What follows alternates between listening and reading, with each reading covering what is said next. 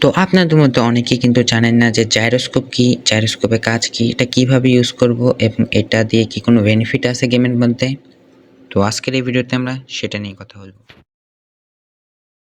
তো আমরা কিন্তু ট্রেনিং গ্রাউন্ডে চলে এসেছি এবং জাইরোস্কোপ মূলত এমন একটা জিনিস যেটা হচ্ছে আপনার মোবাইলকে শেক করলে আপনার যে গেমের ভিতরে থাকে স্ক্রিন সেটাও শেক হতে থাকবে, যেমনটা আপনারা দেখতে পাচ্ছেন।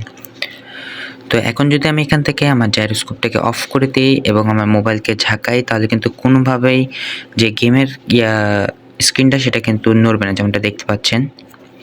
তো আমি আরেকবার অন করে দেখাই। এই দেখেন, এখন আমি মোবাইল মুভ করলে এটা চলে এবং জাইরোস্কোপ মূলত এমন একটা জিনিস যেটা হচ্ছে লংয়ে যে স্প্রেগুলো আপনারা দিবেন গেমের ভিতরে কিংবা শর্ট রেঞ্জের ভিতরে, মানে নিজের মোবাইলের স্ক্রিনটা ঘুরাতে না পারলে আপনারা চাইলে জাইরোস্কোপের মাধ্যমে আপনার মোবাইলটাকে একেবারে যদি এনিমির দিকে ঘুরে নিতে চান তাহলে সেটা করতে পারবেন। নিজের মোবাইলটা নিচের দিকে নিয়ে যেতে থাকবে আস্তে করে, যেমন এটা।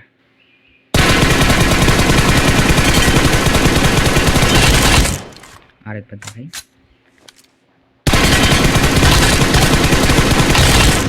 তো আজকের মতো ভিডিওটা এই পর্যন্তই। ভালো লাগলে লাইক এন্ড সাবস্ক্রাইব। আবারও দেখা হবে নতুন কোনো ভিডিও।